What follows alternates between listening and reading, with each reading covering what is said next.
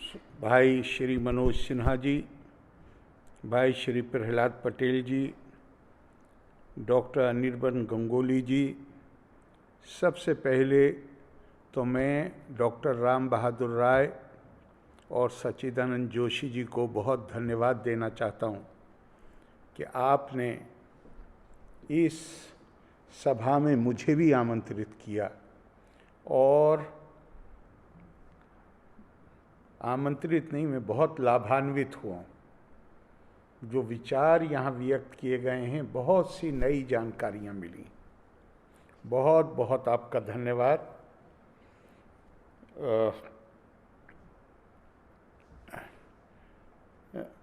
मैं मनोज सिन्हा जी की बातें मैंने सुनी। इस बीच में मुझे कश्मीर जाने का भी मौका मिला था। मैं दिल से मानता हूँ कि वो सौभाग्यशाली हैं कि जो उन्होंने कहा और आपने स्वीकार किया कि जो मजबूत अखंड भारत जिसका सपना डॉक्टर श्यामा प्रसाद मुखर्जी और उन जैसे बहुत से दृष्टाओं ने देखा था, उसको धरातल पे लागू करने की जिम्मेदारी माननीय मनोज सिन्हा जी के कांधे पे है और वो इसको बहुत ही खूबसूरती से इस काम को कर रहे हैं। मैं उन्हें अपनी सारी शुभकामनाएं देता हूं कि वो और भी ज़्यादा सफलताएं इस काम में उन्हें हासिल हों।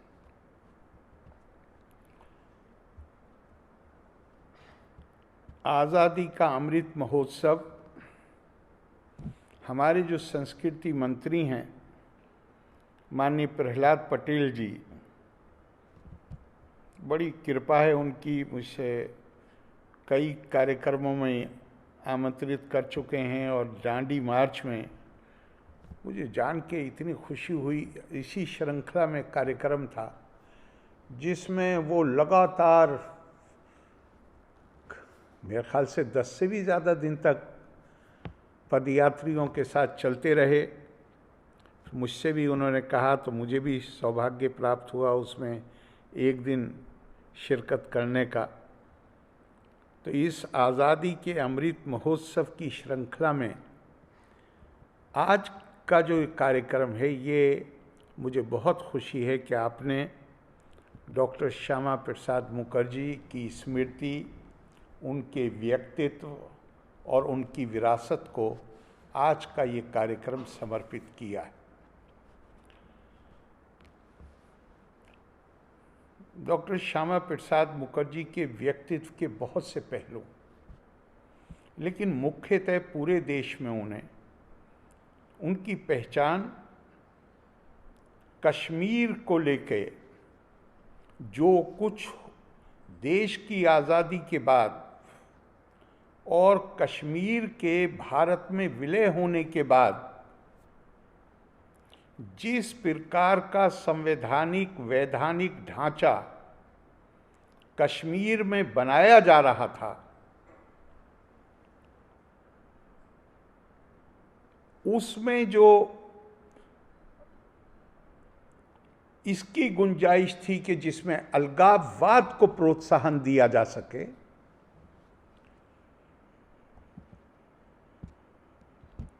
और केवल अलगाववाद नहीं बल्कि काम इस अंदाज से हो रहे थे कि जिससे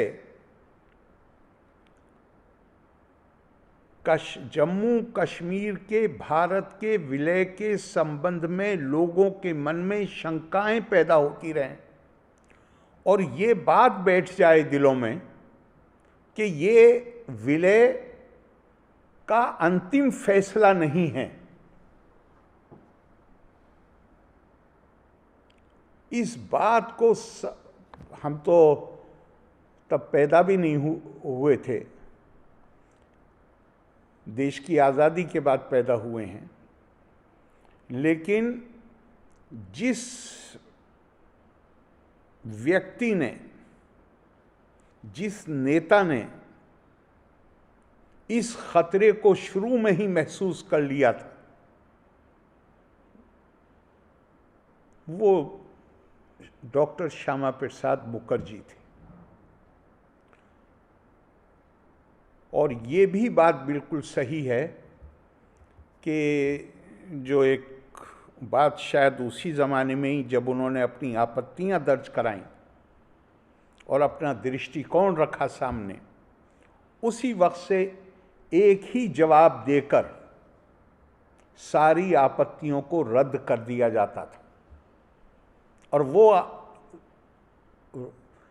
वो बात ये कह दी जाती थी कि ये सांप्रदायिकता से प्रेरित मांगे हैं।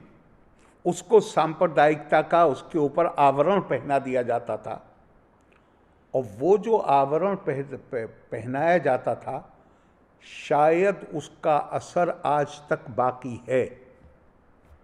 इसलिए मैं राम बहादुर राय जी और सच्चिदानंद जी, आप दोनों को बधाई देता हूं। केवल ये कार्यक्रम नहीं, बल्कि ये और कार्यक्रम होने चाहिए, जिससे हमें उनके व्यक्तित्व के बारे में ज़्यादा से ज़्यादा जानकारियां, हमें ख़ास तौर से मैं नौजवानों की बात कर रहा हूं, जिनको ये जानकारियां मिल सकें। क्योंकि आपका कार्यक्रम भी, इसके अलावा भी कुछ और कार्यक्रम थे जिसमें हिस्सा लेना था, तो मैंने जो दूसरे लोगों ने उनके ऊपर किताबें लिखी हैं वो पढ़ी हैं, इन कार्यक्रमों के लिए भी पढ़ने की कोशिश की। लेकिन फिर मेरे मन में एक विचार आया कि हम दूसरे लोगों ने डॉक्टर श्यामा प्रसाद मुखर्जी के बारे में क्या लिखा है, इससे भी ज़्यादा प्रभावी माध्यम है जो डॉक्टर श्यामा प्रसाद मुखर्जी खुद बोले हैं। उनकी वाणी, उनके विचारों से उनको समझने की कोशिश करना चाहिए।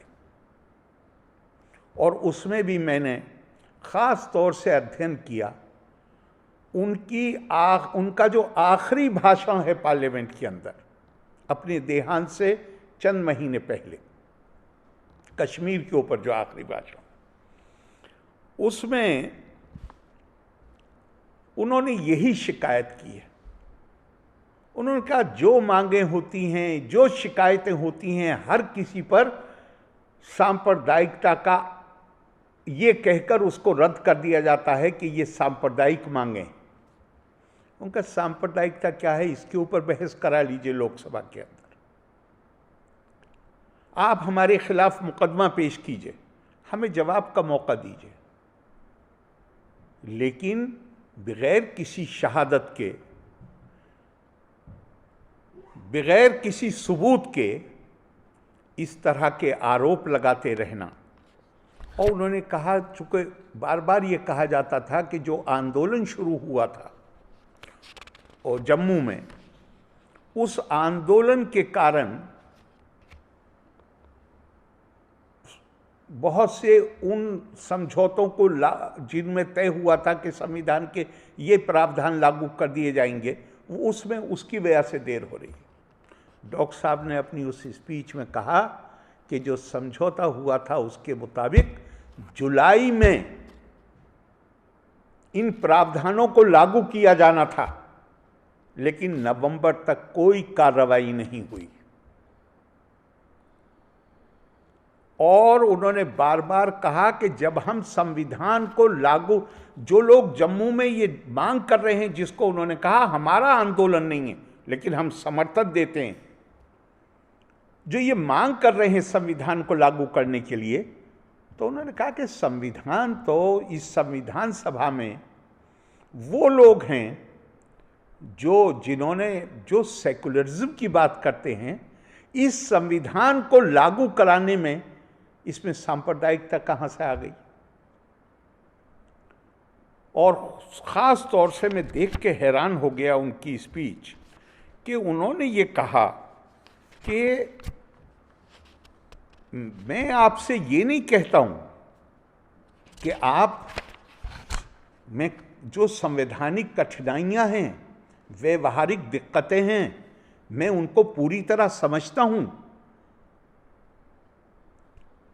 इसमें समय लग सकता है, लेकिन सरकार ने जो उस वक्त रवैया अपनाया था वो ये था कि 1 साल तक आंदोलन शुरू होने से पहले 1 साल तक आंदोलनकारियों ने बार बार मिलने की कोशिश की, ना उनको 1 साल तक मिलने की उन्होंने कोशिश की, ताकि वो अपनी मांगें, अपनी बातें, अपनी आपत्तियां उनके सामने रख सकें, जिनके ऊपर उसका समाधान करने की जिम्मेदारी थी। उन्होंने कहा आप इनके साथ जो व्यवहार, उन्होंने कहा ये मामला सबसे बड़ा ये है कि आप अपने ही लोगों को उनके साथ जो सलूक कर रहे हैं उन्हें ये एहसास दिला रहे हैं कि तुम हमारे अपने नहीं हो। डॉक्टर श्यामा प्रसाद मुखर्जी इस हद तक गए, उन्होंने कहा कि ये मांग नहीं है कि सारी चीज को एकदम से लागू कर दिया। उन्होंने कहा कि कुछ बुनियादी चीजें हैं, जैसे सुप्रीम कोर्ट है, जैसे राष्ट्रपति जी के अधिकार हैं, जैसे फाइनेंशियल इंटीग्रेशन, देश की वित्तीय जो अर्थव्यवस्था है उसका एकीकरण। कश्मीर में कस्टम ड्यूटी थी, वो परमिट भी था एंटर होने के लिए, कस्टम ड्यूटी भी थी। अब वो कस्टम ड्यूटी सिर्फ जम्मू वाले नहीं पेमेंट करते थे, वैली के लोग भी पेमेंट करते थे, जो उनके ऊपर एडिशनल बर्डन था। उनका ये बुनियादी चीजें हैं, इसके ऊपर एक फैसला कर लीजिए। और एक बात इसमें डॉक्टर साहब ने कही जो मेरी समझ से बहुत ही महत्वपूर्ण है। डॉक्टर साहब ने कहा कि I have added conduct of elections in under one authority for the whole of this country. चुनाव देश में कराने के लिए किसी भी राज्य में, किसी क्षेत्र में, किसी संस्था के चुनाव हो, उसके लिए देश में एक संस्था होनी चाहिए, जो इलेक्शन कमीशन। आज अगर आप गौर करिए, 1952 में होने वाला पहला इलेक्शन, कश्मीर के लोग, मैं भी बहुत ज़्यादा संपर्क में रहूं बहुत लोगों के, और एक ज़माने में थोड़ी जिम्मेदारी भी थी मेरे ऊपर, तो वो इसकी शिकायत करते थे कि कश्मीर में इलेक्शन में 77 से पहले वो कहते थे लगातार इलेक्शन में गड़बड़ी होती थी। तो मैंने एक जगह कहा, मैंने कहा भाई ईमानदारी से बताइए कि इस गड़बड़ी को किसने यहाँ पे किस वजह से ये गड़बड़ी हो सकी। ये गड़बड़ी इसलिए हो सकी क्योंकि कश्मीर में इलेक्शन कमीशन का जुरिस्डिक्शन नहीं था। नतीजा क्या था, पहला इलेक्शन हुआ, मुझे अब संख्या याद नहीं है, लेकिन अगर मैं उसमें गड़बड़ नहीं कर रहा हूं, तो 69 कॉन्स्टिट्यूंसी ऐसी थी जहां सारे कैंडिडेट के, ये 52 के इलेक्शन की बात है, जहां पर सारे विरोधी कैंडिडेट्स के नॉमिनेशन पेपर रिजेक्ट कर दिए गए, और 69 कॉन्स्टिट्यूंसी में यूनेनिमसली, निर्विरोध, बगैर मुकाबले के चुनाव हो गया। तो अब ये कैसे, अब ये ताकत 370 में ताकत किसको मिल रही थी? जिसका पर्चा सही होने के बावजूद, जिसका पर्चा रिजेक्ट हुआ, इलेक्शन नहीं लड़ सका, 370 के चलते वो इलेक्शन कमीशन में दरखास्त भी नहीं दे सकता था। और 370 के चलते जो शासन कर रहे थे वो अपनी मर्जी के लोगों को निर्विरोध निर्वाचित कर रहे थे।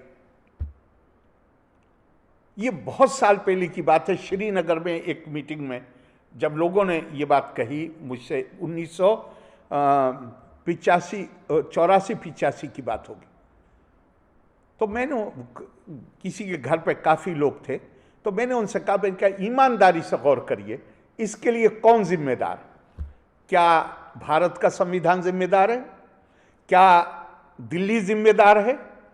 इसके लिए जिम्मेदार वो फैसला है कि कश्मीर के ऊपर शुरू में जो फैसला है कि हम ये 370 की मौजूदगी इसके लिए जिम्मेदार, ये फैसला जिम्मेदार है कि इलेक्शन कमीशन कश्मीर के इलेक्शन में हस्तक्षेप नहीं करेगा।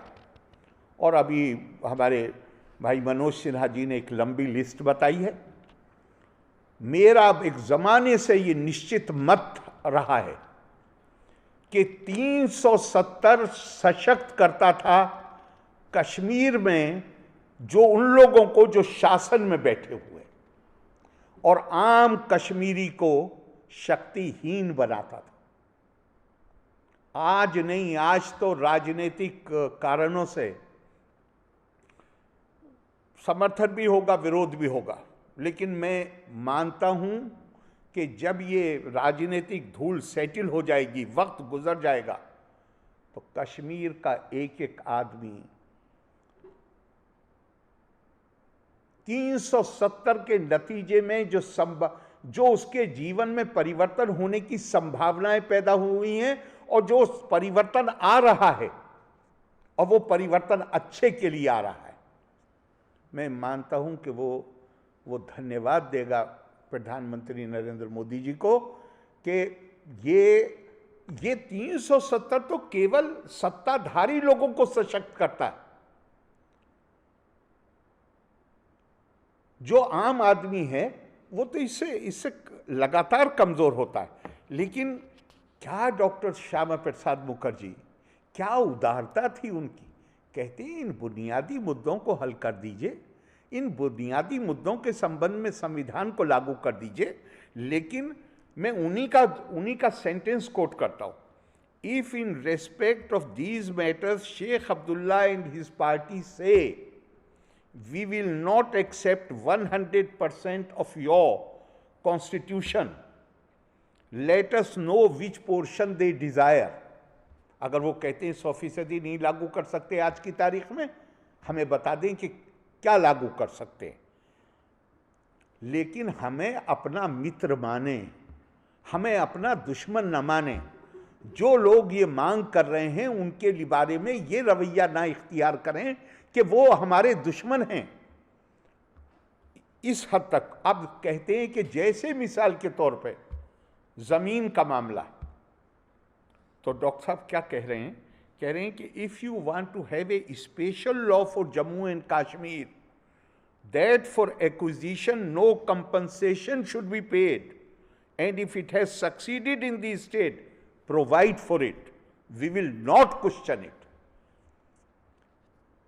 जम्मू कश्मीर के हालात देखते हुए आप जो भूमि है उसका अधिग्रहण कर रहे हैं,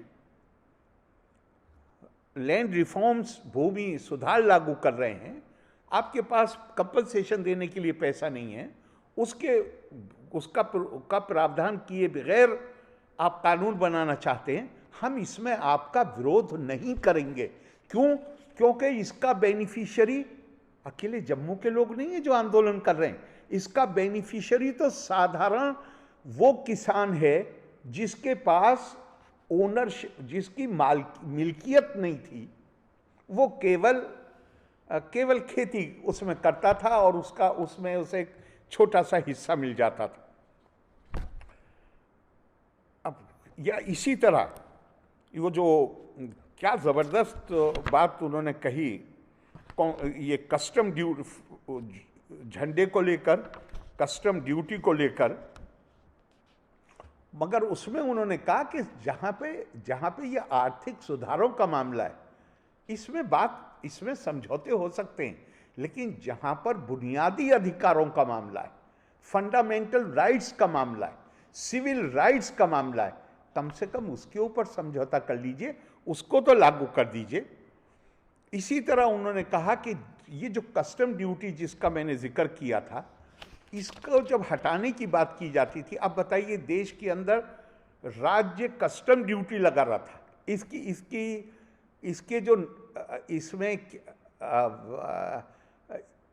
इसके जो कॉन्सिक्वेंसेस हैं, जो परिणाम हैं, उस पर ज़रा गौर कीजिए कि राज्य को ये कस्टम ड्यूटी लगाने का अधिकार होगा। तो फिर डॉक्टर साहब ने कहा कि इसका जवाब ये दिया जाता है कि राज्य को 1 लाख रुपए 1 करोड़ रुपये का नुकसान होगा। उन्होंने कहा अगर 1 करोड़ रुपये का नुकसान होगा तो ये जिम्मेदारी भारत सरकार को लेनी चाहिए, और अगर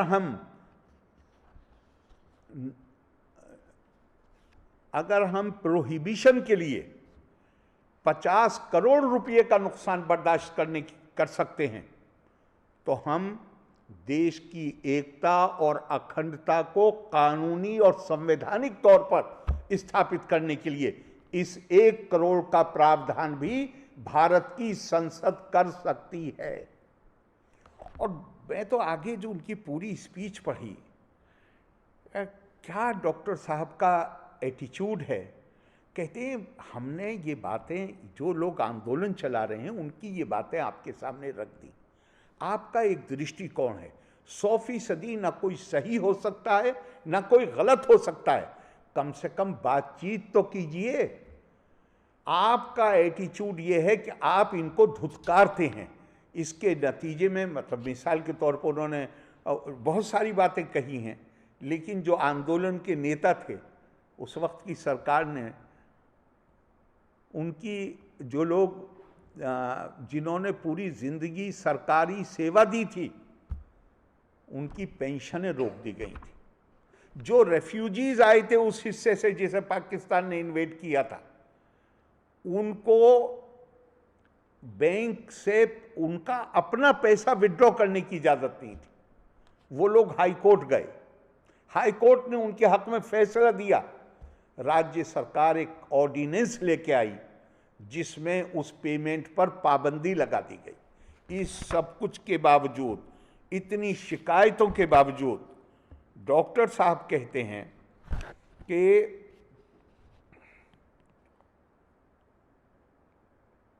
शेख साहब की अपनी पार्लियामेंट की तकरीर है ये उनकी। इस तकरीर में वो शेख साहब की तारीफ करते हैं और कहते हैं कि मैंने सार्वजनिक रूप से तारीफ की है। देश के विभाजन के वक्त जो प्रयोग शेख अब्दुल्ला ने किया, मैं उसका प्रशंसक हूं, और ये मैंने उनसे जाती तौर पे नहीं कहा है, मैंने सार्वजनिक तौर पे कहा है। क्या उदारता है कि जिस आदमी की नीतियों के और कामों की आलोचना के खिलाफ आलोचना कर रहे हैं, जिसके कामों की वजह से जम्मू में इतना बड़ा आंदोलन खड़ा हुआ, उस आंदोलन को समर्थन कर रहे हैं, उसके बावजूद भी ये नहीं कह रहे जो आम तौर से राजनीति में होता है कि जहां वो सारी चीज़ को नज़रअंदाज कर दें, बल्कि कहते हैं कि उस भूमिका के लिए मैंने दिल खोल के तारीफ की है, आज भी तारीफ करता हूं, और आज भी मैं उनसे ये कहता हूं कि अपने प्रदेश के सब लोगों को मैं चाहता हूं कि आप सबके नेता बने। किसी वर्ग के साथ आप सौतेला व्यवहार मत करिए, किसी को ये एहसास मत होने दीजिए कि वो आपके अपने नहीं हैं।